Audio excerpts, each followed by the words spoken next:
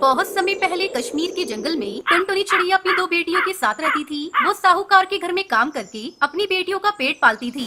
जंगल में बारिश का मौसम शुरू हो चुका था। सभी पक्षी अपने अपने घरों में आराम से रह रहे थे, पर गरीब टुनटुनी चिड़िया किसी तरह अपने टूटे फूटे घर में गुजारा कर रही थी। अचानक एक दिन उसकी बेटी पिंकी बीमार पड़ जाती है। उसकी दवा लाने के लिए टुनटुनी के पास पैसे नहीं थे। वो साहूकार से कहती है, मालिक, मेरी बेटी बीमार है, उसे ठंड लग गई है, मुझे कुछ पैसे दे देते तो मैं अपनी बेटी का इलाज करवा लेती। देख टुनटुनी, मैं तुझे काम के बदले पैसे देता हूँ। तेरी बेटी बीमार है, इसमें मैं क्या कर सकता हूँ? तेरे जैसे और कई नौकर मेरे घर पर काम करते हैं। सभी को अगर मैं पैसे देने लगा तो मैं भी कंगाल हो जाऊंगा। मैं तुझे फालतू पैसे नहीं दे सकता। तब तक आप लोग कमेंट में बताएं 67 - 56 कितने होते हैं। मालिक, ऐसा मत कहिए। पिछले साल इसी तूफानी बारिश की वजह से मेरा पति मर गया, लेकिन अब मैं अपनी बेटी को मरता नहीं देख सकती। मुझ पर दया करिए। तो ठीक है, अगर तुझे पैसे चाहिए तो तू अपना घर मेरे नाम कर दे और पैसे ले जा। मालिक, अगर मैं अपना घर आपको दे दूंगी तो मैं अपनी बेटियों को लेकर इस ठंड में कहाँ जाऊंगी? तो फिर मैं तुझे पैसे नहीं दे सकता। तू कहीं और जाकर पैसे मांग। ठीक है मालिक, मैं अपना घर आपके नाम कर देती हूँ। मेरी बेटी की जान मेरे लिए घर से ज्यादा कीमती है। टुनटुनी अपना घर साहूकार के नाम करके उससे पैसे ले लेती है और अपनी बेटी पिंकी का इलाज करवाती है। 2 दिन बाद ही साहूकार टुनटुनी के घर पर कब्जा कर लेता है। माँ, इस बारिश में हम कहाँ रहेंगे? वैसे भी पिंकी अभी तक पूरी तरह से ठीक नहीं हुई है। तुमने अपना घर बेचकर ठीक नहीं किया माँ। क्या करती? अपना घर बेचने के सिवा मेरे पास और कोई दूसरा रास्ता नहीं था। माँ देखो ना, पिंकी ठंड से कपकपा रही है। जल्दी चलो। हे भगवान, हमें इस मुसीबत से जल्दी निकाल। कोई तो आसरा दे हमें। बस बेटा, थोड़ा हौसला रख, हमें अभी कोई रहने का ठिकाना मिल जाएगा। टुनटुनी अपनी बेटी पिंकी और भूरी के साथ नए घर की तलाश करने लगती है। अचानक भूरी को नारियल का ढेर दिखता है। माँ, वो वहाँ नारियल का ढेर पड़ा है, हम नारियल से अपना घर बनाते हैं। हाँ बेटा, यही ठीक रहेगा। टुनटुनी अपनी बेटी भूरी के साथ मिलकर नारियल का घर बनाती है। माँ, अब तुम्हें उस लालची साहूकार के घर काम करने की कोई जरूरत नहीं। हम अपना व्यापार करेंगे। लेकिन हमारे पास तो पैसे है ही नहीं, फिर व्यापार कैसे करेंगे? यहाँ पर इतने सारे नारियल पड़े हैं माँ, हम इसी नारियल से बर्फी बनाकर बेचेंगे। आपको तो बहुत अच्छी बर्फी बनानी आती है। टुनटुनी को अपनी बेटी का सुझाव बहुत अच्छा लगा। अगले दिन से वो नारियल की बर्फी बनाकर बेचने लगती है। कई पक्षी उसकी दुकान से नारियल की बर्फी खरीदते हैं। देखा माँ, अपनी नारियल की बर्फी कितनी अच्छी तरह से बिक रही है। सभी पक्षी को बहुत पसंद आ रही है। हाँ बेटा, ये सब तेरे कारण ही संभव हुआ है। इस तरह टुनटुनी चिड़िया बारिश के मौसम में नारियल की बर्फी बेचकर खुशी खुशी अपनी बेटियों के साथ नारियल के घर में रहने लगती है।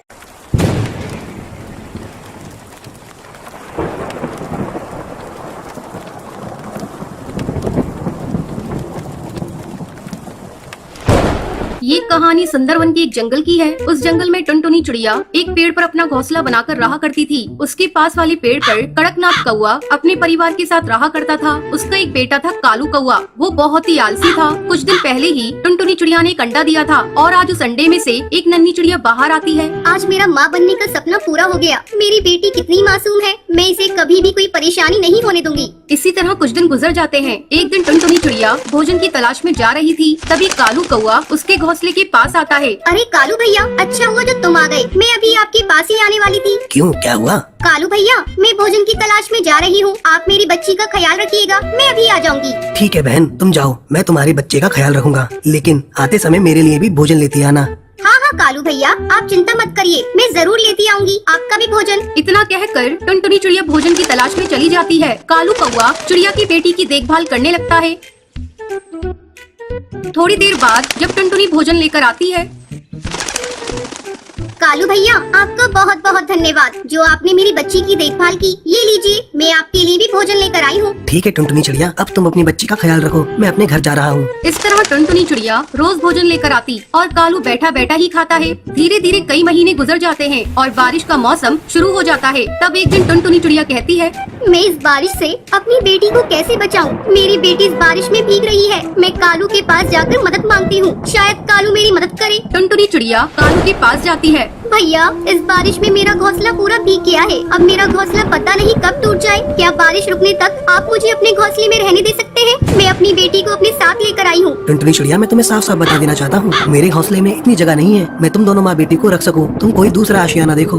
टुनटुनी चिड़िया मन मटोस कर वहाँ से चली जाती है। धीरे धीरे बारिश तेज हो रही थी। अचानक टुनटुनी चिड़िया को एक पेड़ में बड़ा सा सुराख दिखाई देता है। टुनटुनी चिड़िया अपनी बेटी को लेकर उस सुराख में छुप जाती है। सुबह हो जाती है लेकिन बारिश नहीं थमती। टुनटुनी चिड़िया अपने घोंसले की मरम्मत करने लगती है। अब टुनटुनी चिड़िया का घर बारिश में भीगने से बच जाता है। इस बार टुनटुनी चिड़िया अपने घोंसले को छाता छाते से ढक देती है। कालू कौवा टुनटुनी के घोंसले को देखकर कहता है, अरे ये टुनटुनी चिड़िया तो बहुत ही चालाक निकली। इसने तो अपने घोंसले को छाते से ढक लिया है। मैं मौका देखकर इसका छाता चुरा लूंगा और अपने घोंसले में लगा दूंगा। एक दिन जब टुनटुनी चिड़िया अपनी बेटी के साथ भोजन की तलाश में गई थी, तब कालू कौवा टुनटुनी चिड़िया के छाते को चुरा लेता है और उसे अपने घोंसले में लगाने लगता है। तभी भुल्ला चील वहाँ आ जाता है और वो कालू से छाता छीन लेता है। कालू कौवे, तुमने बहुत गलत किया। तुमने टुनटुनी चिड़िया का छाता चुरा लिया। अभी जाओ जाकर ये छाता टुनटुनी चिड़िया के घोंसले में लगाओ। अगर तुमने ऐसा नहीं किया तो मैं तुम्हें मार डालूंगा। भुल्ला चील के डर से कालू कौवा छाता ले जाकर टुनटुनी चिड़िया के घोंसले में लगा देता है। फिर उस जंगल के सारे पक्षी और टुनटुनी चिड़िया अपनी बच्ची के साथ खुशी खुशी रहने लगती है। ढोलकपुर नामक एक गांव में कालू नाम का एक कौवा रहता था। कालू बहुत ही खुशमिजाज किस्म का कौवा था। कालू कौवा बाकी पक्षियों की तरह ही था, मगर उसकी लंबाई बहुत कम थी। वो बौना था। कई बार पक्षी कालू कौवे की कद की वजह से उसका मजाक उड़ा दिया करते थे, मगर कालू कौवा उन लोगों की बातों पर ध्यान नहीं देता था। अरे भाइयों, हाँ तुम सभी यहाँ चाय पीने आते हो या लड़ाई करने आते हो अभी मैं तुम पक्षियों को हंसाता हूँ, फिर तुम सभी लड़ना तो एकदम बंद ही कर दोगे, वो भी अभी के अभी। क्या रे कलुआ, हैं? कैसन हो? तुम्हारा ही इंतजार कर रहे थे। अब तनिक कुछ मस्त सा सुनाई दो। ये सबका शांति के खातिर दिमाग का दही हुई गवाह है। अरे भैया जी क्यों परेशान होते हैं? अब आपका कलुआ आ गया है ना, ये लीजिए कलुआ की तरफ से एकदम तड़कता फड़कता शानदार चुटकुला। तो एक बार की बात है, एक पत्नी अपने पति से कहती है कि अजी सुनते हो, पड़ोस की मीना की बेटी को 100 में से 99 नंबर मिले हैं। इस पर पति पूछता है, अच्छा फिर एक नंबर कहाँ गया? ये सुन पत्नी कहती है कि वो नंबर अपना चिंटुआ लेकर आया है कालू के चुटकुलों को सुन सभी जोर जोर से हंसने लगते हैं। ए वाह भाई वाह, कालू चुटकुला सुन के तो मजा ही आ गया। अब इसके बाद कुछ दूसरा सुना दो। ठीक है, आप लोगों की खिदमत में मैं कालू एक प्रश्न पेश करने जा रहा हूँ। तो सुनो, एक पत्नी अपने पति से चॉकलेट छिपाकर सबसे ऊंची रैक पर रख देती है। पति ये देख लेता है, मगर लास्ट चाहने पर भी उसे चॉकलेट नहीं मिल पाती। बताओ क्यों?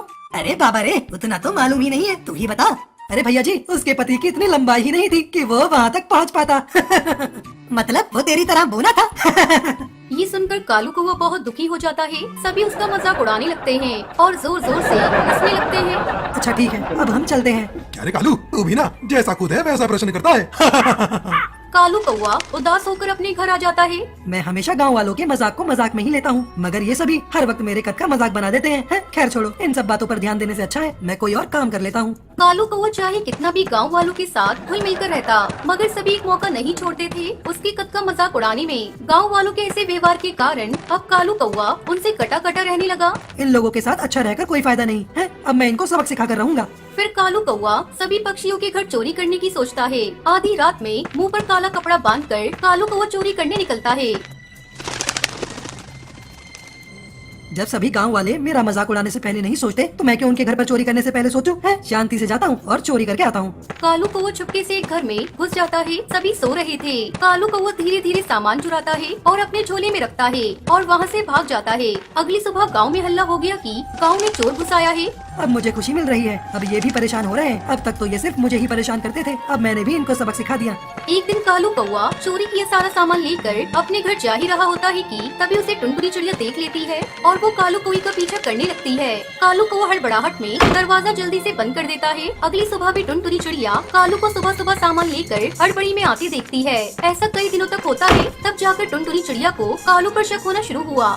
ये हर रोज कुछ सामान लेकर हड़बड़ी में आता है और हर रोज गांव में भी चोरी हो रही है। कुछ न कुछ तो गड़बड़ जरूर है। आधी रात में कालू घर से बाहर आया। टुनटुनी चिड़िया भी उसका पीछा करने लगी। कालू कौवे घर में गया और सामान चोरी किया। तभी टुनटुनी चिड़िया ने उसे पकड़ लिया। छोड़ दो मुझे, देखो मुझसे मत उलझो, नहीं तो अच्छा नहीं होगा।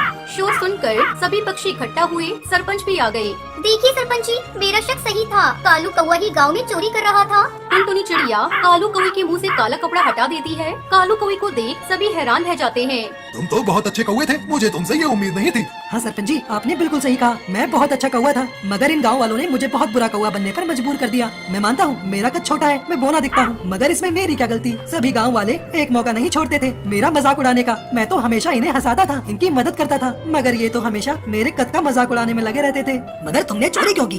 सरपंच जी, मैंने इन सभी से बदला लेने के लिए चोरी करना शुरू किया था। जितना इन लोगों ने मुझे परेशान किया था, उतना ही मैं भी इन्हें परेशान करना चाहता था। सरपंच जी, आप इसकी बातें क्या सुन रहे हैं? तुरंत इसे कड़ी से कड़ी सजा दीजिए। चुप हो जाइए आप सभी। आज आप लोगों के वजह से एक अच्छे पक्षी को बुरा बनना पड़ा और आप पक्षी चाहते हैं कि मैं इसे कड़ी से कड़ी सजा दूं। अगर इसका कद छोटा है, ये बोना है, तो इसमें इसकी क्या गलती? कालू, तुम भी आज से चोरी करना छोड़ दो और कोई भी तुम्हारा मजाक उड़ाए तो मुझे बताना। इस तरह सभी गांव के पक्षी कालू का मजाक उड़ाना छोड़ देते हैं।